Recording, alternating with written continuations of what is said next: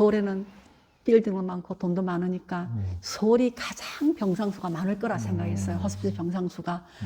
경기도에 있는 보바스 병원까지도 문을 닫아버렸어요. 거기에 20병상이 있었는데 그거마저도 없애버렸어요. 그러니까 경기 서울 지역에 정말 하늘이 별따기인 거예요. 그러니까. 이게 돈이 안 되니까 기다 대기하다가 다 죽거든요. 작년에 가졌던 꿈인데 10년 전에도 한번 그런 꿈을 가졌었는데 충청도, 경기도, 서울 지역, 강원도 지역까지 포함해서 서울 지역에 자재병원 같은 호스피스 전문 병원이 하나 있다 그러면 거기에 있는 대형 병원이 다 그쪽에 있지 않습니까? 그래서 이제 거기에서 그런 말기 환자들을 이제 그 지역에 있는 사람들을 보살펴 줄 수 있고, 그 다음에 이제 지방에서 항암제나 방사선을 맞으러 서울로 오는 우리 스님들도 그렇고, 우리 불자님들도 참 많아요. 그래서 그런 분들이 그런 주사를 맞고 벌벌 떨고 힘들게 내려가지 않고 그 병원에서 한 2, 3일 쉬었다가 내려갈 수 있는 그런 공간들을 구비한, 또 이 생사에 대한 공부를 할 수 있는 교육 시스템까지 포함해서 그런 걸 작년에 한번 참 조심스럽게 어렵게 마음을 내어봤어요. 이런 걸 할 수 있다면 누군가가 가진 남겨놓고 가는 그런 물질적 자원이 있어서 이런데 기부를 해준다면 내가 기꺼이 아무리 힘들어도 그 서울 지역에 그런 병원 하나를 꾸려서 서울, 경기, 충청, 강원 지역까지 아울러서 이렇게 죽어가는 사람들의 삶의 질을, 마지막 삶의 질을 높이고 싶다라는 생각을 내봤고, 5,100만의 국민이 다 알아야 되는 게 하나 있는 거예요. 뭔가 하면 누구든지 뭐 1살이든 100살이든 50살이든 간에 우리가 다 어디서 죽어야 되냐 하면 대한민국의 그 법에 의해서, 헌법에 의해서, 법에 의해서 우리는 집에서 죽다가도 끌려가지고 병원 응급실에 가서 죽어야 되는 거예요. 우리나라 법이 그렇게 만들어져 있습니다. 그래서 집에서 죽다가도 끌려서 응급실에 가서 그냥 난전에 그냥 이렇게 거기서 그냥 죽어야 하는 거예요. 아니면 왜 법이 그 모양으로 생겼을까? 중환자실에 가서 죽든지 아니면 일고 타고 가다가 길에서 죽든지. 그래서 나의 죽음이 절대적으로 안전하지 못한 사회의 중심에 내가 살고 있다는 걸 여러분이 알아야 하는 거예요. 그러면 이제 죽었다, 응급실에서 죽었다, 아니면 길바닥에 일고 타가다 죽었다, 아니면 중환자실에 죽었다, 자주에 죽었어. 심장이 딱 멈춰서 게이지가 뚜뚜뚜뚜뚜뚜 하고 갔어. 일자가 딱 꺼졌단 말이에요. 그럼 의사가 사망했습니다, 사망 선고를 딱 해요. 그러면 사망 선고를 딱 하는 순간에 이 머리끝에서 발끝까지 아직까지 체온이 뜨끈뜨끈하고, 심장이 미세하게 보면 아직까지도 전류가 흐르고 있고 이런 상태이지만 일단 심장 박동이 딱 닫혀서 더 이상 일어나지 않는 상황이 되면은 이제 죽었다라고, 사망했다라고 사망 선고를 하는 거예요.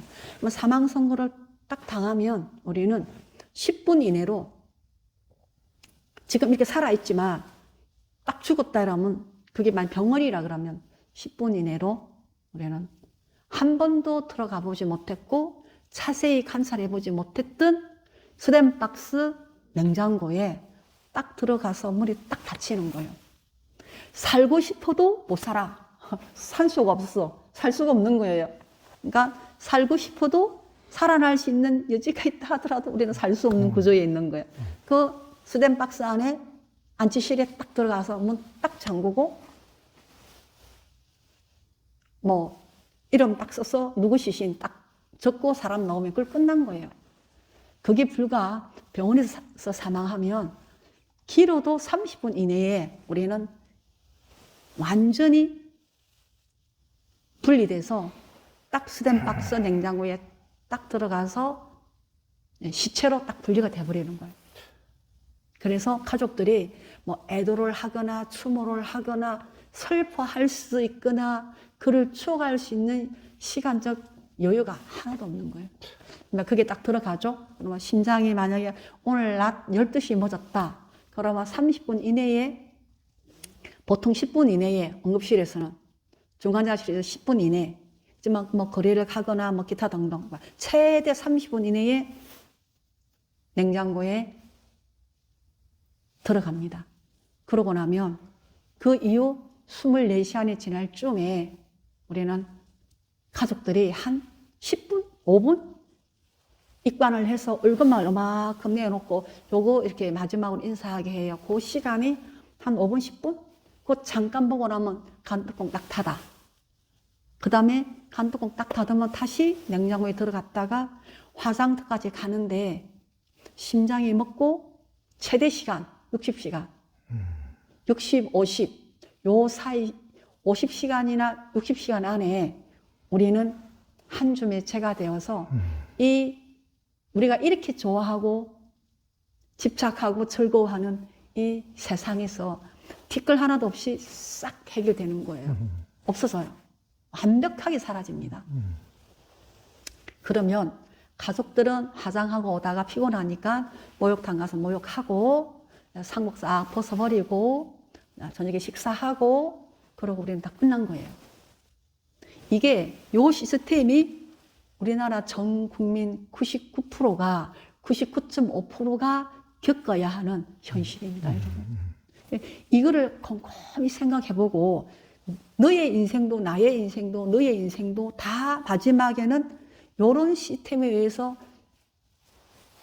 이 천금을 주고도 지구를 다 주고도 살 수 없는 이 인생이 그렇게 사라진다고 이게 진실이고 사실이고 이게 현실이라고 한다 그러면 우리는 삶의 방법을 다시 성찰하고 숙고해야 되는 거예요.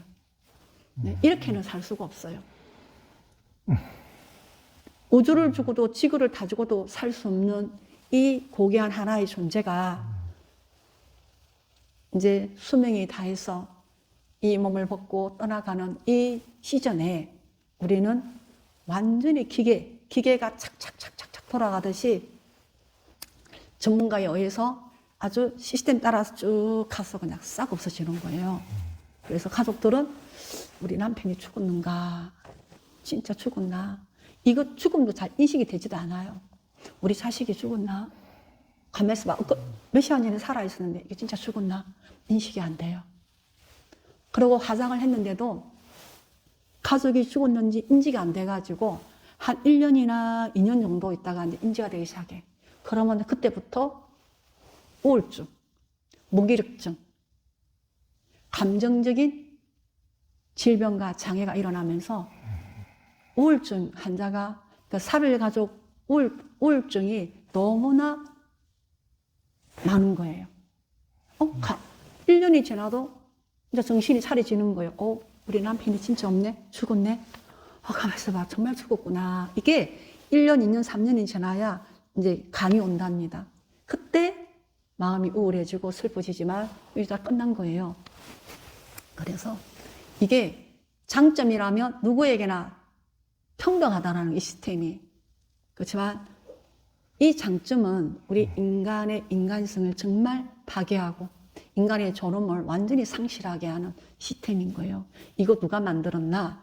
오늘날 이 현 시대에 주인이라고 할 수 있는 중장년층인 우리가 이런 시스템을 만들게 한 거죠. 우리의 업인 거예요. 이게 자업자득인 거지. 그렇지만 우리 모두가 한번 냉정하게 성찰하고 반성해서 이 법을 고쳐야 합니다. 그래서 누구나 다 집에서 죽을 수 있는 권리를 부여해야 돼요. 그래서 내가 살던 집에서 편안하게 임종할 수 있는 제도적 기반이 다시 회복돼야 된다. 이런 걸 여러분이 아셔야 하고, 그 다음에 요즘에는 너무나 의료 시스템이 잘 돼 있어서 집에서 임종해도 하등의 문제가 없어요. 제가 어느 국회의원에게 이 얘기를 했더니, 스님, 안 됩니다. 그 집에서 죽으면 뭐 경찰에 가서 조사도 해야 되고 부검도 해야 되고 복잡합니다. 그거는 말도 안 되는 소리다. 어떻게 집에서 가족들과 함께 임종을 하는데 이 사람 진단서가 있고 투병해온 과정이 있는데 어떻게 부검을 하고 경찰이 조사를 해야 하나. 이 법은 당장 고쳐야 한다. 이거는 있을 수 없는 이 인간의 존엄을 완벽하게 훼손하는 일이 아니냐. 이런 내가 항의를 한 적이 있지만 여러분도 분명히 알아야 하는 거예요. 우리는 누구나 다 편안하고 안락하게 내가 살던 익숙한 집에서 임종을 할 자격이 권한이 우리 모두에게 있다라는 것.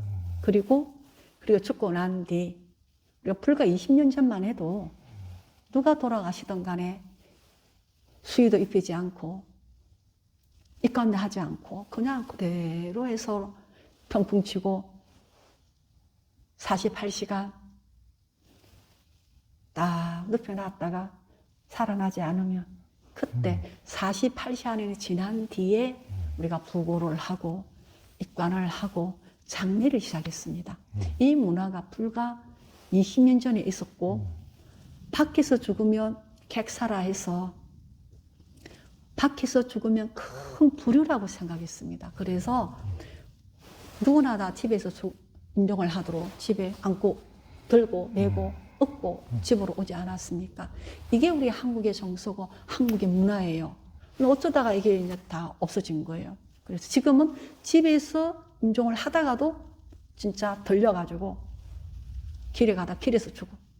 아니면 응급실 가 죽어. 우리가 이런 인생인데 뭐 한다고 열심히 사요? 나 대충 살아 그냥. 죽으면 이렇게 없어질 건데 뭐 그렇게 열심히 살아. 뭘 그래 미워하고 경쟁하고 막 아둥바둥 주먹을 쥐면서 살아야 되냐고. 뭘 위해서? 무엇을 위해서 이렇게 열심히 종을 울리느냐고 말이야.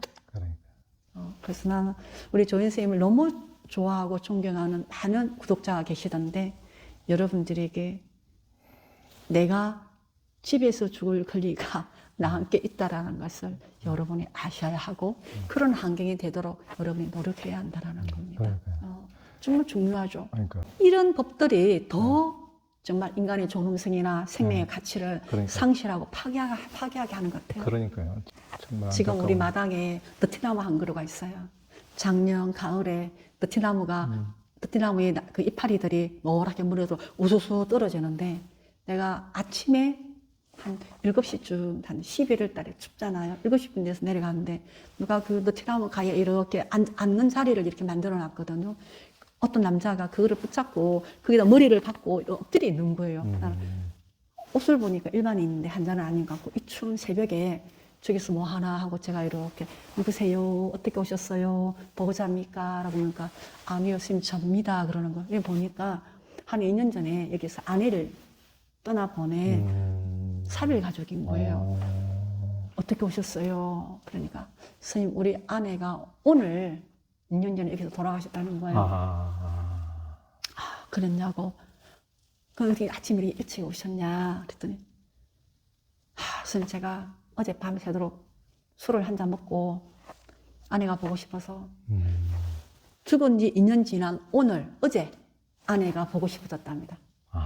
그동안에는 아무 생각 없이 뭐 살은 건지 죽은 건지 뭐 어떻게 하고 살았는지 잘 기억이 안 난대요. 그리고 어제 우리 아내가 죽었구나. 갑자기 아내가 보고 싶어서 술을 한 잔 먹고 내가 아내가 죽은 그 병원을 가고 싶다던 친구가 데려다 줬대요. 나를 여기 내려놓고 가라. 그리고 그 사람이 밤새도록 그거 너트람 밑에 거기 앉아 있었던 거예요. 아침에 그렇게 있어서 너무 얼마나 추웠겠어요. 일어나시라고 앉아보라고 그랬더니 몸이 뻣뻣한 거야. 그게 오래 앉아 있어가지고.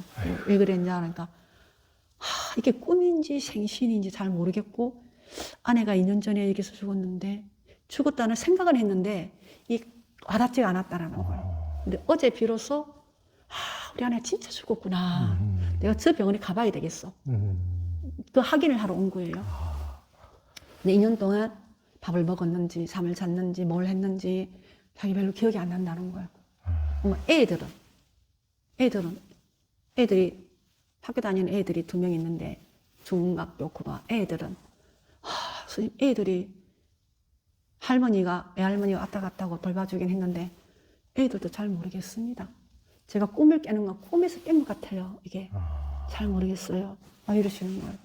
그래서 이제 아침에 밥을 먹여서 좀 많은 얘기도 하고 자주 오시라 여기에. 그래서 이제 그 뒤부터 가끔 한 번씩 오시긴 하는데 자기가 2년이 지나도록 뭐가 마취된 듯 아무 생각이 그러니까 멘붕 상태로 2년이 지난 거예요. 멘탈이 붕괴된 거죠, 그냥. 참. 그 아내가 죽은 충격 때문에. 그러고 뭐 어떻게 조상을 치렀는지 왜 이게 잘 기억이 안 난다라는 거예요. 그러니까.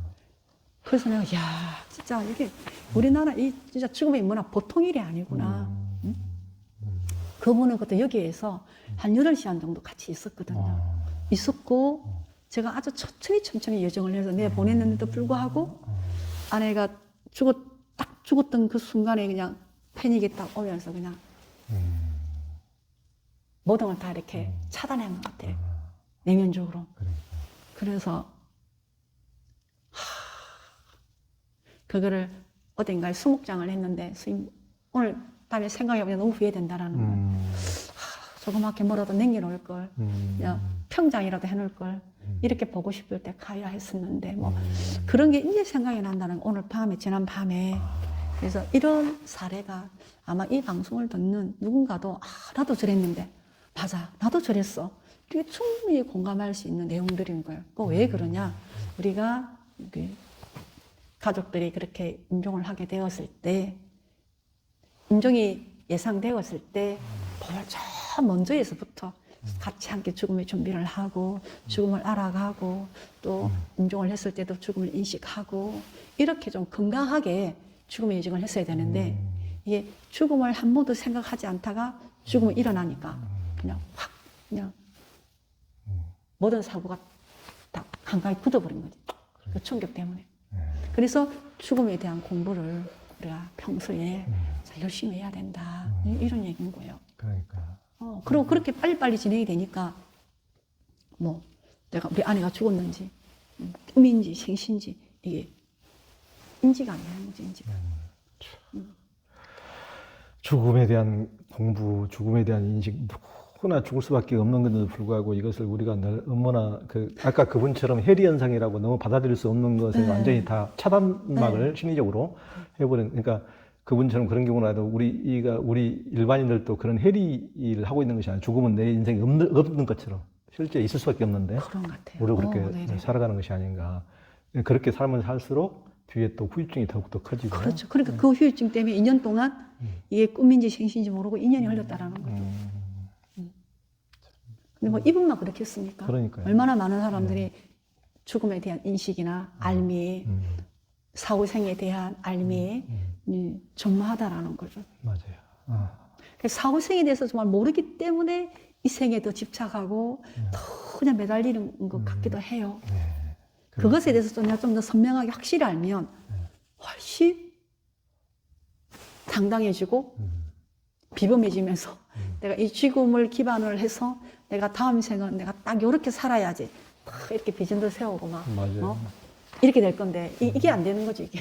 네, 그러니까 반드시 이 책을 이거 한 번 아니고 지금 한 몇 독을 해야 돼요. 원식구대로 몇 독을 해야 되고 또 기회가 되면은 이거 자제병원 정토마을에 와서 생사회장 8월달에 12월달에 보통 하는데 그런 생사회장도 한 번씩 참석해서 진짜 죽음에 대해서 진짜 좀 공부를 심도 있게 좀 하는 게 필요할 것 같습니다. 생사회장은 나의 죽음을 어떻게 준비하고 어떻게 나아갈 것인가에 대한 공부를 하고 그 다음에 이제 임종의식과 임종기도라는 프로그램은 타인의 죽음을 어떻게 돌봐주고 타인을 어떻게 그 죽음에서 안내줄 것인가 이렇게 이제 두 개를 나눠가지고 하나는 나의 죽음의 문제, 하나는 타인의 죽음의 문제를 어떻게 도와주고 어떻게 접근해서 어떻게 안내를 잘 할 것인가에 대한 전문성을 키우는 프로그램인 거예요. 이 두 개가 1년에 몇 차례씩 반복적으로 서로 교대해 가면서 교육이 진행되죠. 1년에 몇 번씩이나? 생사회장은 딱 여름 방학 때, 겨울 방학 때 2번.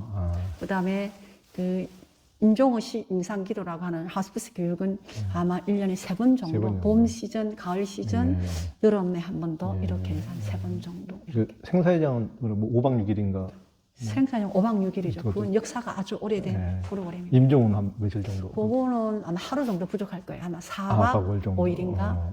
그 정도. 예. 3박 4일인가 하여튼 그렇습니다. 그러니까 우리 삶에서 반드시 거쳐야 될 정말 통과 의례를 가장 어떻게 보면 인격 성숙의 계기가 되고 또 후유증이 가장 적게 하고 정말 그 이후에 또 깊은 상처와 트라우마를 겪으신 분들이 많기 때문에 잘 준비하는 것이 네. 얼마나 필요한가 싶습니다. 그리고 이제 내가 내 가족이나 내가 뭐 어떤 원인에 의해서 더 이상 좀 내가 이 생에서 이 정도에서 내가 마감을 해야 되겠구나라고 직관적으로 딱 알게 될 때는 그곳이 제주도든 강원도든 나는 서울이든 환자를 위해서는 아무 상관이 없다고 생각이 드는 거예요. 어차피 보호자들은 옆에 붙어서 뭔가를 끝없이 도와줄 수 있는 환자들은 아무리 멀어도 와서 같이 함께 하고 할 수 없는 사람은 아무리 가까운 데서 와도 같이 하지 않기 때문에 그건 별로 의미가 없다고 생각을 하고 환자가 얼마만큼 좀 편안하고 덜 힘들고 아주 좋은 환경에서 자기의 마지막 삶을 마무리를 할 수 있을 것인가에 대한 고민을 본인도 해야 되고 가족들도 해줘야 되는 거예요. 그래서 저는 이제 자재병원이 지금 이렇게 울산시에 포함되어 있잖아요. 그래서 이 울산에 자리 잡을 때는 많은 생각을 했어요. 부산, 마산, 창원, 밀양, 청도, 경주, 대구까지 다 포괄해서 이제 1시간 이내에 거리에 있는 우리 말기 환자들을 그들의 그 마지막 삶의 질을 높여주고 다음 생에 대한 비전을 확실하게 가지고 당당하게 희망차게 걸음을 내디딜 수 있도록 도와야 되겠다라고 생각을 하고 이 지점에다가 자리를 잡은 거죠.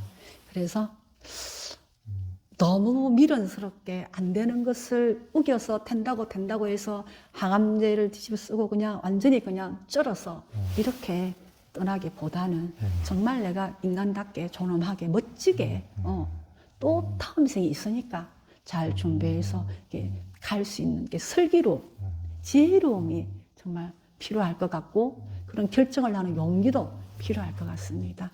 그건 가족들도 도와줘야 되고 본인도 그런 용기가 있어야 된다고 저는 생각을 하죠.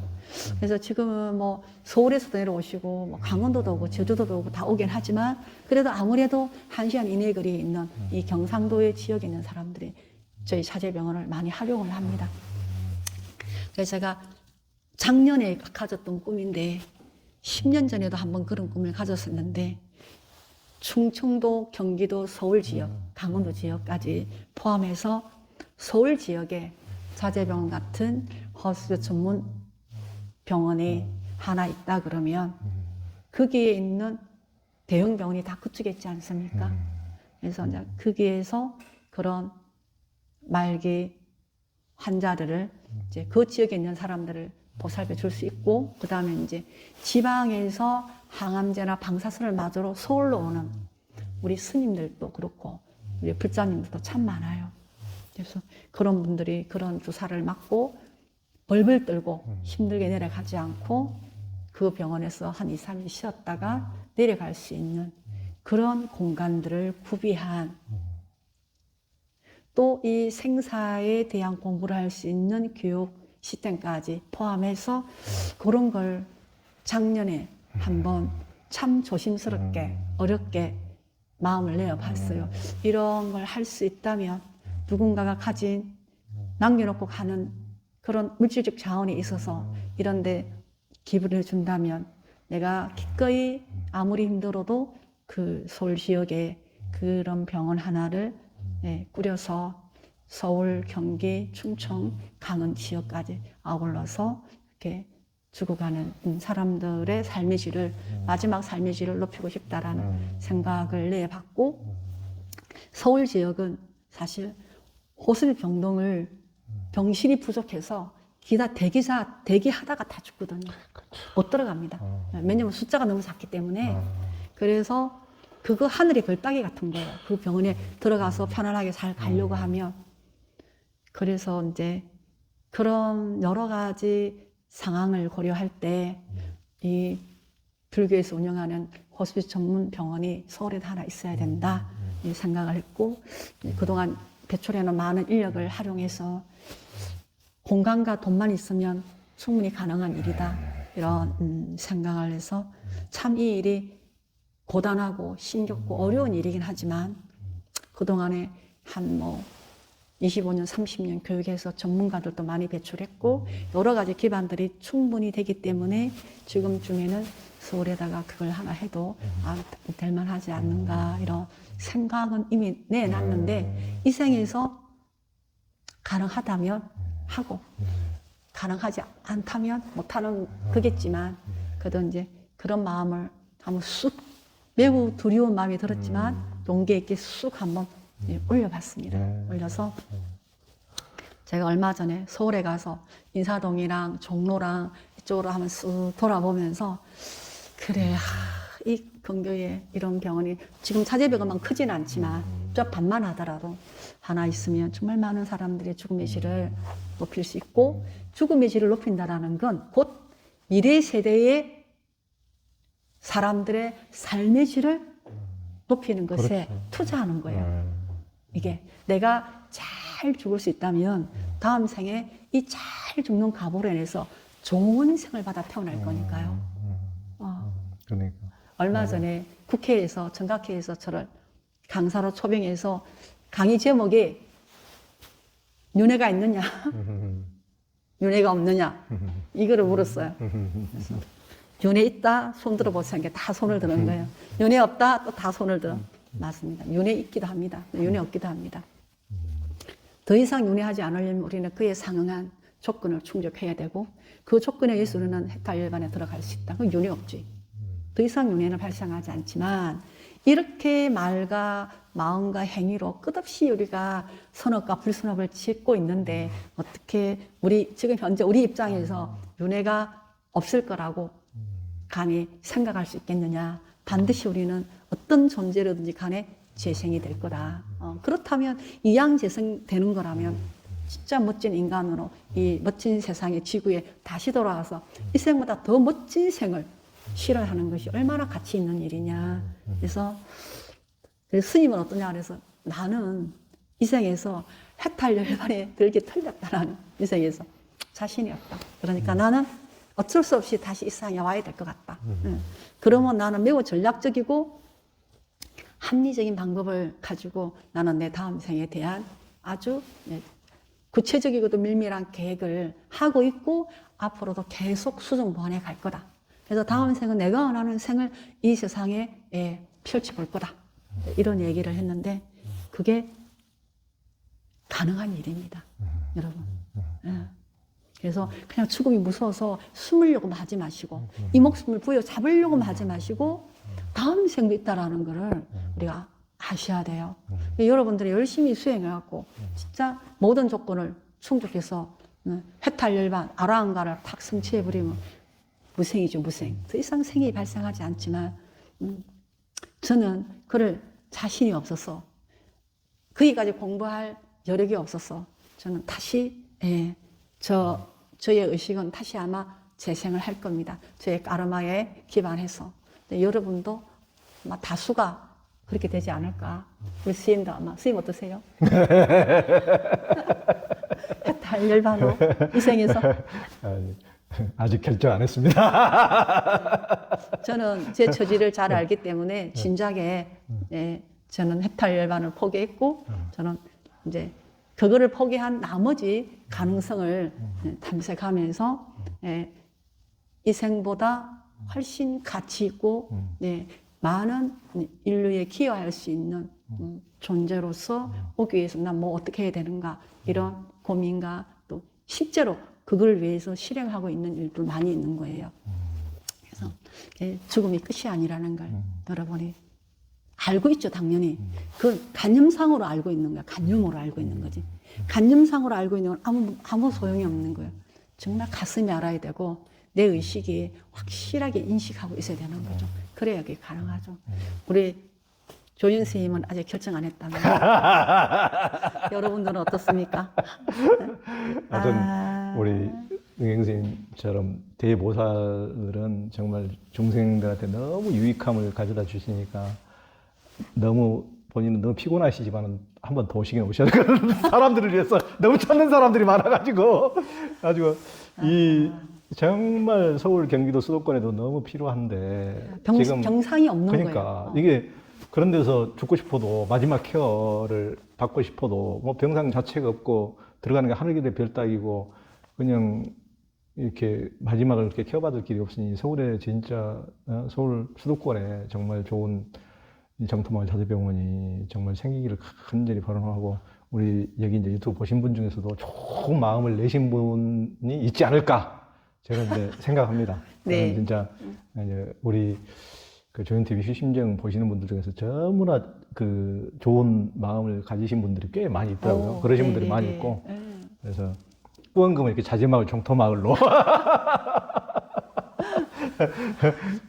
지난번에도 이렇게 유튜브 보시고 제 네. 잘 아는 형님이 우리 저기 이제 예전에 LG 인하원장 할 때 이병남 선생님이 원장님, 또 원장님이 네.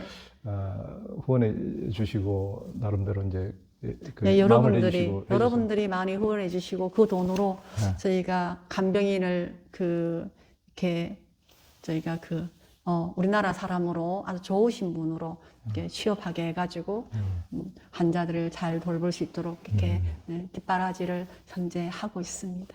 네, 그러니까 아주 귀중하게 참 쓰이고 네, 정말 귀중하게 너무너무 필요할 때 정말 이렇게 도움 주셔서 그러니까 자제병원에서 삶의 마지막을 준비하는 분들에게 좀 더 많은 힘이 되고 그들에게 도움이 되고 있습니다. 제가 오늘 이 시간을 이렇게 해서 여러분들에게 너무 고맙다는 말씀을 전하고 싶고요. 뭐 이 생에서는 제 인생이 이 길 위에서 최선을 다하고 헌신하고 힘이 남아 있는 그때까지 이 일을 위해서 또 이게 떠나가시는 분들을 위해서 헌신을 해볼까 하는 마음이 오롯하게 오직합니다. 여러분들이 많이 격려해 주시고 응원해 주시면 제가 힘을 내어서 서울까지도 한번 이렇게 바라보면서 우리가 서울의 대형 대학병원이 서울에 좋은 병원이 많다 보니 전국에서 그쪽으로 다 사람들이 몰리고 거기에서 이제 안 될 때 지방으로 내려오는데 그럴 때 서울에 지방으로 내려올 수 있으면 다행이지만 그냥 서울 지역에 사는 사람들, 경기 지역, 강원 지역, 충청 지역 이 사람들은 정말 병실이 없어서 그런 좋은 임종실에서 많은 영적 돌봄, 다양한 영적 돌봄을 받으면서 다 자신의 미래 생을 준비해서 떠나갈 수 있는 조건이 충족이 안 되는 겁니다. 그러니 제가 이렇게 아무리 얘기해도 그쪽 경기 이상 지역에는 그런 시설이 없기 때문에 그게 강 건너 불이고 그죠? 그냥 꿈속의 일 같지 실제로 사실한 얘기 너무나 막연한 겁니다. 그래서 제가 여기까지 내려오라는 건데 할 수 없이 그냥 129를 타고 아예 자제병원 오십시오. 하지만 다 어떻게 오겠습니까? 그래서 경기 서울 지역에 꼭 필요하다 이런 생각이 작년부터 많이 들기 시작했어요. 그전에는 그냥 자제병원 하나 끌고 가는 것도 막 갈팡질팡하고 막 이렇게 살다 보니 여유가 없었는데 작년에는 제가 어쩌다가 조계사 갔는데 조계사 마당에서 제가 아는 노스님을 뵌 거예요.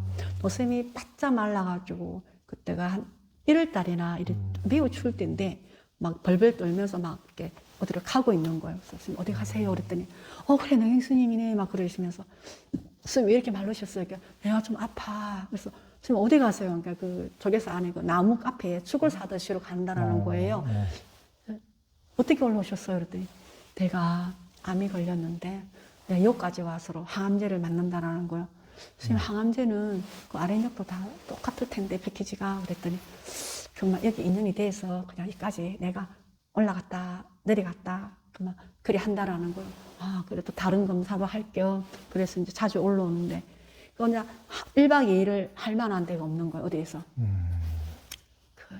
호텔을 가기도 그렇고 모텔을 가기도 그렇고 어느 가까운 절에 가서 방사를 하나 몸이 아프니까 어깨도 그렇고 참 이게 어중간한 거예요. 그래서 이제 그 치료받고 이제 늦은 점심을 그거 가서 이제 죽을 한 그릇 사 먹으려고 그 추운데 막 벌벌 떨고 가는 걸 제가 그 노스님의 뒷모습을 보면서 참 나는 자비심이 없었구나. 그 얼마든지 자재병원을 지어놓고 서울 경기 지역에 이런 병원을 하나 만들 원력을 세워도 되었을 텐데 그런 마음을 내가 내지 못했구나. 그 아마 내 마음속 깊은 곳에 난 이제 더 이상은 나는 안 돼, 못해 이런 마음이 너무 지배적으로 강하게 있었던 모양이었구나. 네, 그렇게 생각이 들면서 그래 이 생에서 이 길을 끝까지 가야 한다면 내가 할 수 있는 데까지 이분들을 위해서 뭔가 도움이 되는 어떤 것들을 해줘야 되겠구나. 그런 마음을 그 노스님의 등을 보면서 내가 죽을 한 그릇 사 먹으러 바삐 가는 노스님의 등을 보면서 그런 마음을 일으켰어요. 그래서 아 그래 그전에는 누가 빌딩을 준다 해도 더 이상 병원은 못해 이런 마음이었어요. 돈을 준다 해도 나는 할 수 없어 이랬는데 작년에는 누가 그렇게 해준다 하면 내 기꺼이 내 이 생을 좀 더 힘내서 내가 그런 것 시설들을 갖춰놓고 후배들이 운영하게 하면서 얼마든지 마지막 삶의 질을 높여주고 다음 생에 멋진 비전을 세울 수 있도록 돕는 일을 해줘야 되겠구나 이런 생각을 이제 그냥 훅 하고 일으킨 거죠. 그러니까 야, 하여튼 우리 스님이 예전에는 그냥 나 못해 하고 너무 지쳐 이러다가 죽을 뻔하고 너무 힘드니까 나 못해 뒤로 떨어질까봐 보는 사람도 조마조마했는데 참 또 스님이 또 잘못되거나 또 건강을 훼손할까봐 너무 보는 사람도 조마조마하고 이게 얼마나 귀한 일인데 이조차도 불교계 유일한 호스피스 병마저도 없어질까봐 조마조마했는데 그런 마음을 내주시니까 얼마나 고맙고 진짜 그런 마음이 참 진짜 연꽃 같은 마음이 이번 부처님 오신 날 맞아서 정말 좋은 마음들이 하나로 모아져서 다 현실화 될 수 있기를 정말 손모아 기원합니다. 저도 막 서울에는 빌딩도 많고 돈도 많으니까 서울이 가장 병상수가 많을 거라 생각했어요. 호스피스 병상수가 가장 많을 거라 생각했는데 경기도에 있는 보바스 병원까지도 문을 닫아버렸어요. 거기에 20병상이 있었는데 그거마저도 없애버렸어요. 그러니까 경기 서울 지역에 정말 하늘이 별따기인 거예요. 그러니까 이게 돈이 안 되니까 말도 안 돼. 그러니까 정부 차원에서 이걸 호스피스 병원을 제대로 할 수 있도록 적극적으로 지원해야 돼요. 왜 정부 정책이 이렇게 개판인지 나는 참 이해가 안 가요. 그러니까 너무 어려우니까 사람들이 그냥 문을 닫는 거예요. 다른 거 하는 게 낫지 이렇게 하고 이 힘든 거를 해도 뭐 돈은 고사하고 힘만 들지 간호사 복귀도 힘들고 의사 복귀도 힘들고 다 힘드니까 그냥 이거를 그냥 손을 놔버리는 거예요. 그러다 보니까 병상수가 경기 서울 지역에 점점 줄어가지고 요구 대상자는 너무 많은데 병상이 없는 거예요. 그러니까 하늘의 별따기인 거예요. 그런 여러 가지 사례로 인해서 참 노스님의 그 쓸쓸한 작은 등을 이래 바라보면서 참 나도 이기적인 인간이었구나. 그렇게 나는 못한다고 나 진짜 못해. 이제는 정말 못해. 이제는 누가 천금을 준대도 나는 딱 여기까지야 막 이렇게 선을 꺾고 담을 쌓고 막 이렇게 했던 내 자신을 보면서 그런 마음이 노스님의 등을 보면서 스르륵 무너지면서 그래 할 수 있다면 해야지 해드려야지 이런 마음 겁도 없이 냈습니다. 이게 이제 잘 되실 겁니다. 두려움 없이.